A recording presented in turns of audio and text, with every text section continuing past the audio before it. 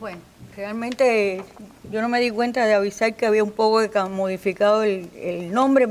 pero es lo mismo que voy a tratar. O sea, es como el gobierno cubano se ha tratado de legitimizar esta nueva que han surgido o que están en el poder y basado en qué, en el estatismo económico y contraer o limitar más aún la calidad de vida de la población cubana. Yo realmente les agradezco esta oportunidad, creo que han sido muy útiles estos brainstorm sessions que hemos tenido y para desentrañar la situación económica y social de Cuba, así como las posibilidades y dificultades de los programas y legislaciones acometidos por el gobierno de continuidad presidido por Miguel Díaz-Canel. La voluntad de contribuir a sacar el país de la eterna crisis y emprender el camino del progreso y el desarrollo que lacera a los cubanos desde hace demasiado tiempo nos anima como es usual acá en ASCI. La actualización del modelo económico y social está atada por la doctrina de Fidel Castro, o sea, esta supuesta actualización que están haciendo, proclamada al emprender la ofensiva revolucionaria de 1968. Usualmente se cita la incautación de los servicios privados que culminó con, o sea, que eliminó los oficios y las ofertas alimenticias para la población, pero apenas se refiere hay referencia a las concepciones que le inspiraron y que actualmente frenan la apertura económica, porque yo parto de que eso se sigue arrastrando y que es la base de por qué en muchas ocasiones, o sea, en general hay este miedo a avanzar, a no compartir, digamos, el poder con el pueblo, con la población cubana. Fidel Castro dijo, no tendrán porvenir en este país ni el comercio ni el trabajo por cuenta propia, ni la industria privada ni nada. Eso fue en el discurso del 13 de marzo de 1968 en la Universidad de La Habana. Raúl Castro ha aparentado estar semi-retirado en los últimos años y nada más ajeno a la realidad. Garantizar la continuidad es su objetivo. El primer secretario del partido ha labrado este partido para dejar a personas formadas por él cuando se retire en el 2021, si lo hace como él ha dicho. Los movimientos recientes en el secretariado del Comité Central del Partido y las provincias de los primeros secretarios forman parte de ese proceso. Aunque la sustitución del comandante en jefe, o sea, de ese cargo, le cayó súbitamente a Raúl Castro, se había preparado toda su vida para eso, ante la eventualidad de prisión o asesinato y también por edad, o sea, de Fidel Castro en ese caso, para sustituirlo. Hoy es poco conocido el papel de Raúl Castro en el proceso de eliminación de las organizaciones políticas existentes hasta 1959. Quizás personas dedicadas al estudio y las conoce, pero sobre todo en Cuba eso siempre ha sido tabú. Y las confrontaciones con los participantes en el periodo de defenestración del gobierno de Batista, que llevó a la unidad del 26 de julio, o sea, el movimiento 26 de julio, el Partido Socialista Popular y el Directorio Revolucionario, en la constitución de las organizaciones revolucionarias integradas, que se llamó ORI, en 1961, con preponderancia de los dos primeros. Aunque Fidel Castro impulsaba las acciones desde las tribunas con discursos de muchas horas de duración, Raúl Castro organizó el tránsito hacia el Partido Unido de la Revolución Socialista, PURS, entre 1962 y 1965, que devino en Partido Comunista. O sea, él siempre estuvo vigilando, incluso participando activamente en la formación del Partido Comunista de Cuba, esto que conocemos hoy. Sin prisa pero sin pausa, parece haber sido el concepto básico durante toda la vida política de Raúl Castro. El segundo secretario, que era entonces, se implicó activamente en la creación del partido en todas partes, fundamentalmente dentro de las Fuerzas Armadas y la experimentación en la provincia de Matanzas, dirigido por Machado Ventura, que incluyó la constitución del Poder Popular. O sea, digamos, lo que hoy día viene siendo la Asamblea Nacional del Poder Popular y los distintos escalones. Solo 10 años después, o sea, pasó 10 años, en realidad el solo está mal puesto, 10 años después, en 1975, se realizó el primer congreso del partido, solamente cuando desde el buró político, el secretariado y el comité central se habían creado las estructuras y los cuadros de dirección de las bases por los mismos dirigentes que ocupaban los máximos cargos del Estado y el gobierno, con fuerte participación de personas del Partido Socialista Popular cercanas al general, desde las actividades de Raúl Castro en la Universidad de La Habana y otras figuras prominentes con las que él estableció muchas relaciones, como fue La Roca, Juan Marinelo, Nicolás Guillén, Lázaro Peña y otros. El fin de la etapa de provisionalidad iniciada el 31 de julio de 2006 con la proclama de Fidel Castro, diciendo que estaba enfermo, que pasaba a digamos, grupo que él dejó, aunque Raúl estaba a cargo, pero él de todas maneras dejó un grupo un poco, tanto para que Raúl no fuera omnipotente quizás, como también para distribuir el poder y que estuvieran más tranquilos a los que él dejaba. O sea, de que no fuera solo Raúl el que tuviera el poder. Entonces, el fin de esa provisionalidad terminó, según Raúl Castro anunció en el sexto pleno del partido de febrero del 2008, terminó con el mensaje de Fidel, donde a la Asamblea Nacional, que él decía que él era solo, en lo adelante sería solo un soldado de las ideas. ¿Esto qué significaba? Que estaba ya cediendo el paso totalmente a Raúl para que unos días después en la Asamblea Nacional pues lo proclamaran presidente del Consejo de Estado y de Ministros. Con lo cual Raúl entonces tenía igualmente que había tenido Fidel antes los 3 cargos de mayor poder en Cuba. De todas maneras lo hubiera tenido, ¿no? Porque además tenía las Fuerzas Armadas, pero en fin. Entonces Raúl Castro comenzó a desmontar el andamiaje restrictivo del comandante, anunció cambios económicos, cuando él dijo que habían hasta prohibiciones absurdas, y en marzo del 2009 defenestró, o sea, sacó a Carlos Laje, Felipe Pérez Roque, Otto Rivero y otros personajes más cercanos a Fidel Castro, y ascendieron Marino Murillo en sustitución de José Luis Rodríguez como viceprimer ministro y a cargo de la economía, Bruno Rodríguez como canciller, Rodrigo Malmierga, ministro de Inversión, en ese caso era de Comercio Exterior nada más, no me acuerdo si ya estaba fundido con Inversión Extranjera, Homero Acosta, que es un hombre muy cercano a Raúl y que bueno, es el que, por ejemplo, ha llevado todo este proceso mismo de la Constitución y otras cuestiones muy cercanas al interés de Raúl Castro, y otros procedentes de su alta estructura militar. O sea, en ese proceso Raúl Castro fue sacando a todas las personas que quería eliminar también, digamos, ministros, empresarios, o sea, jefes de empresas, y fue poniendo a militares que pasaban a retiro o seguían como militares, pero bueno, en ese caso de civil. Y fue una cosa que él hizo en este mismo proceso, que fue copar fundamentalmente todas los ministerios o las entidades que tuvieran el control económico, como vemos que también hizo con la famosa Gaesa y el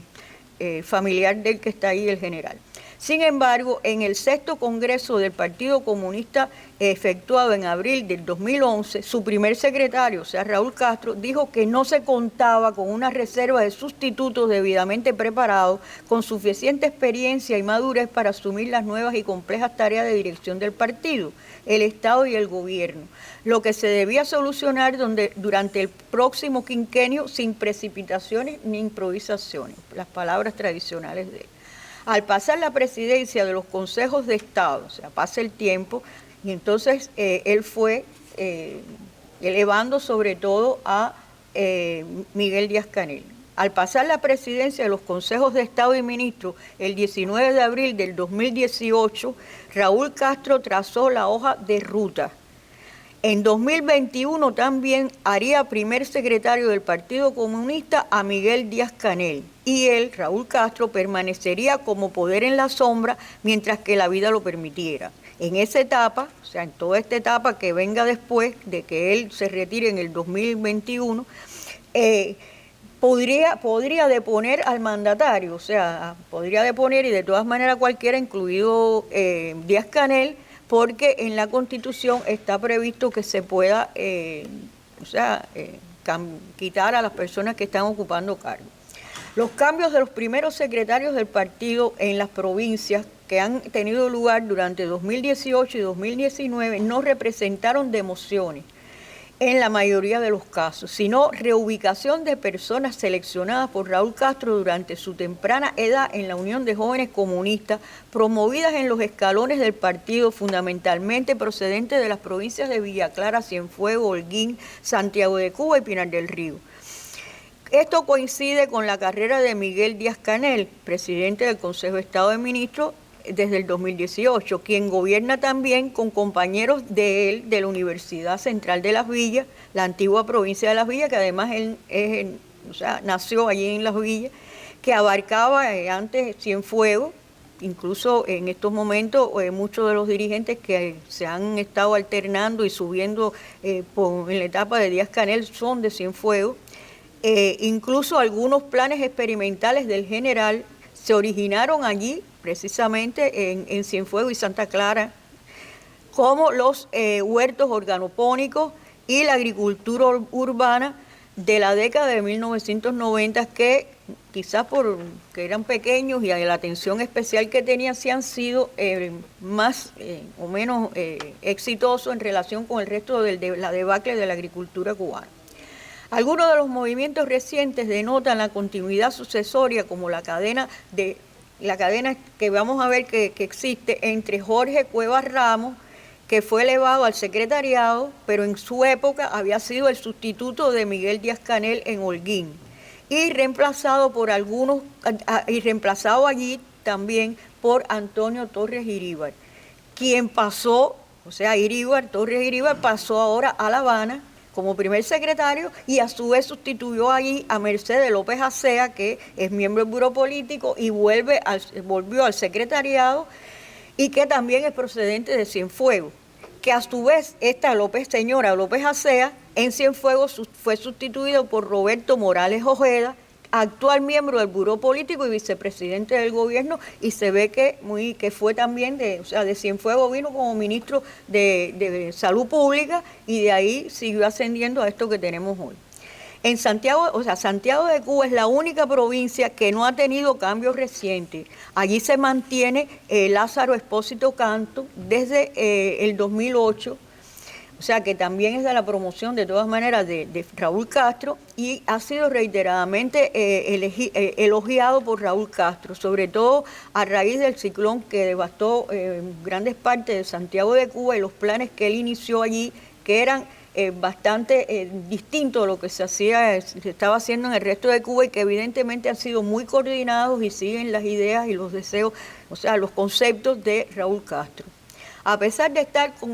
estar convencido de que Cuba está al borde del precipicio económico, porque lo dijo,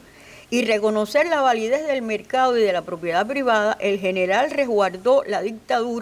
atadura de la planificación centralizada. Las medidas de cierta apertura iniciadas en el 2008 se paralizaron o revirtieron, y se emiten disposiciones, reglamentos y leyes para controlarlo todo, aun cuando los experimentos han sido detenidos por la inusual huelga silenciosa en algunos sectores, como ha ocurrido con los transportistas privados, o sea, de taxis, que le llaman taxis libres, lo que conocemos como los almendrones. Más nocivo aún ha sido el proceso en la agricultura declarada estratégica por el general, donde la entrega de tierras ociosas en usufructo no produce el Big Bang y se retoma el sistema de acopio estatal, y los suministros directos de los productores al turismo y clientes extranjeros son autorizados mediante fuerte control impelido por la necesidad de disminuir las erogaciones para importar vegetales, frutas y otros productos tradicionales que antes de 1959 se exportaban en Cuba. La agroindustria azucarera se resiste a revivir como recordatorio de que en el 2002 se destruyó el origen de la nacionalidad cubana, de la cubanía. De manera similar ocurre con los cuentapropistas, que debían absorber 1.3 millones de trabajadores sobrantes en las entidades estatales, según anunció el general en 2010, pero cuya vitalidad y ganancias desperezó a Fidel Castro, o sea que estaba en su etapa de enfermedad grave y todo eso, y ocasionó colisiones durante la redacción de la nueva Constitución. Recordará que ahí se habló mucho de si enriquecimiento, de que, ¿por qué? Porque más que el pueblo, que en estos momentos yo le digo que lo que más yo oigo en la calle comentar sobre este caos que hay, esta situación de escaseces y todo, es una coincidencia en la población que dice, muchas personas dicen, eso se resuelve muy fácil, ¿cómo? Propiedad privada. Eso está teniendo un fuerte impulso entre la gente en Cuba. Entonces, a ver dónde me fui. Por tanto, el trabajo por cuenta propia se mantiene en poco más de 500.000 de personas y su prosperidad se concentra en los polos turísticos donde el gobierno carece de habitaciones y servicios para ofertar y absorber el turismo. Las pequeñas y medianas empresas, o sea, las pymes, reconocidas por Raúl Castro, él reconoce la validez de ellas y además que en algunos casos también existen, son cada día más necesarias en Cuba, pero se está basando las prioridades en las producciones locales del poder popular y empresas estatales. O sea,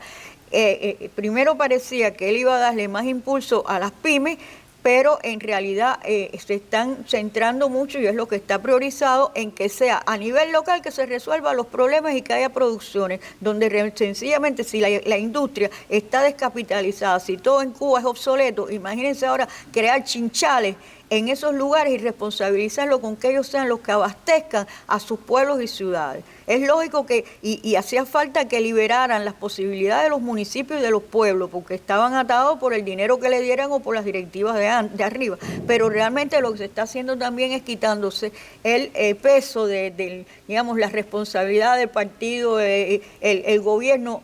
central para pasar todos estos problemas que hay que solucionar y que son críticos a nivel de ahí del pueblo, digamos.